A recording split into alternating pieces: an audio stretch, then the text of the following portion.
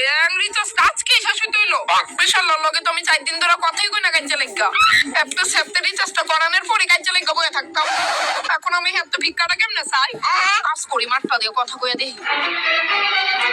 Hello তুমি এটা আবার কার নাম্বার? আর 4 দিন পরে মনে পড়লো যে এটা আমার নম্বর বেবি। অ্যাকচুয়ালি কি দোষে জানো নি? 4 দিন আগে তোমার লগে ঝগড়া লাগছিলাম না, ওই দিনে আমার মোবাইলের রিচার্জ শেষ হয়ে আছে গা। এলিগা আমি তোমার লগে আর কন্টাক্টই করতে পারছি না। আর মার মোবাইলটাও 4 দিন ধরে ফ্রি পাইছি না। ও মানে তুমি কইতে চাইতেছো 4 দিন আগে তুমি আমার লগে কন্টাক্ট করতে চাইছিলা আর তোমার রাগ কমে গেছিল।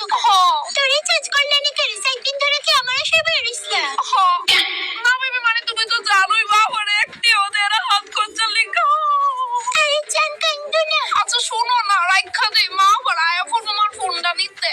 আচ্ছা জান শোনো, আমি রিচার্জ করতেছি তোমার ফোনে। ও বেবি, তোমার মতো বয়ফ্রেন্ড যাতে 7 জনমে আমি পাই।